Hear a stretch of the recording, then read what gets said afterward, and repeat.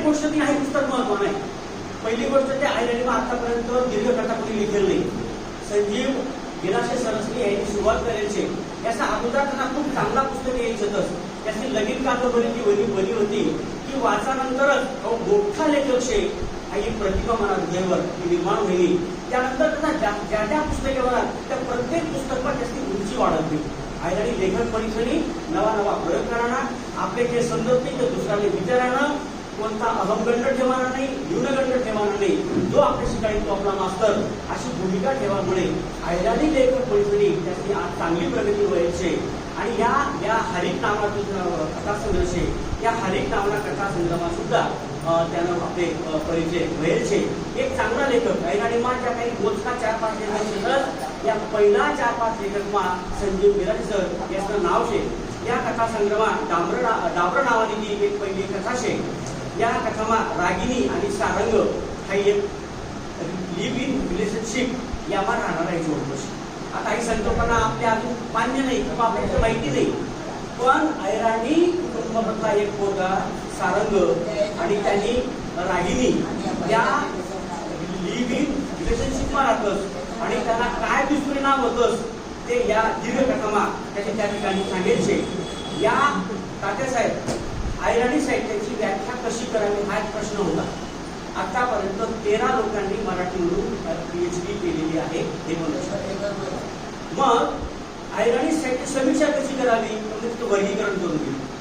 ज्या साहित्याचं संवाद ऐराणीत आहे, निवेदन ऐराणीमध्ये आहे आणि ज्याच्यामध्ये चित्रित झालेला भावप्रदेश भूप्रदेश हा ऐराण पट्ट्यातला आहे, त्याचं जीवन दर्शन ऐराणी पट्ट्यातलं आहे, ते निखालस ऐराणी साहित्य.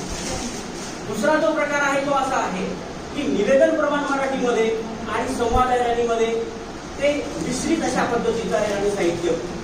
त्याच्यानंतर तिसरा आणि चौथा असे 4 प्रकारामध्ये ऐराणी साहित्यात निर्माण होत आहे. प्रकार बाजूला ठेवा, ऐराणी लिहिलं जातंय ही गोष्ट जास्त महत्वाची.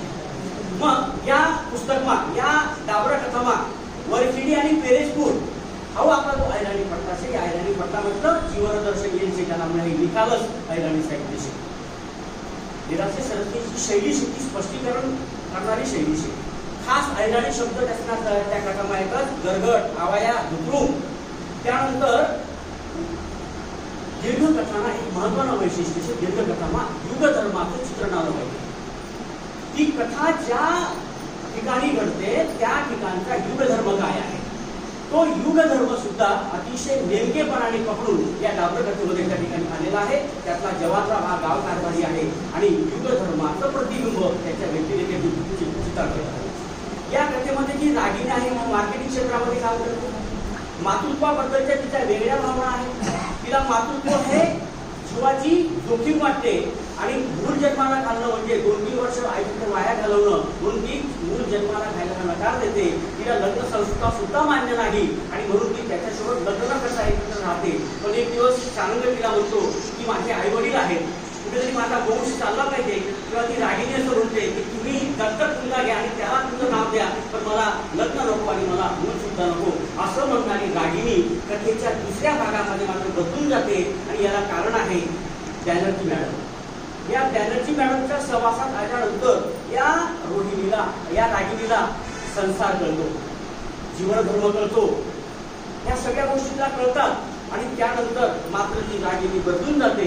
या कथेचं वैशिष्ट्य असं आहे की आधीची रागिनी आणि नंतरची बदललेली रागिनी जिला ऐराणी संस्कृती मान्य आहे, मराठी संस्कृती मान्य आहे, मातृत्व मान्य आहे अशा पद्धतीची जी रागिनी आहे ती त्या ठिकाणी येते. ही रागिनी उत्तर आधुनिक विचारसरणीची असलेली आहे, ती करते आणि अशा पद्धतीने या कथेचं वैशिष्ट्य आहे. कथानक हा फास्ट आहे, अतिशय वेगवान कथानक आहे. कुठला फापट पसारा त्याच्यामध्ये नाहीये, चिंतनाची स्थळे त्याच्यामध्ये आहे आणि भाषेचा जो प्रयोग केलेला आहे निवेदनामध्ये तो अत्यंत कौतुकास्पद आहे. त्याच्यानंतर या कथेमध्ये एकदम दोष पण आहे. उदाहरणार्थ त्या कथेमध्ये त्यांनी जे जे ऐराणी शब्द आलेले आहेत त्याच्या खाली इतर लोकांना ते कळावे म्हणून त्याचा अर्थ दिलेला आहे. त्यात त्यांनी बिघा या शब्दाचा अर्थ दिला आहे मोजमाप. आता बिघाचा अर्थ मोजमाप असा होत नाही. बिघा हे एकक आहे, युनिट आहे शेती मोजण्याचं.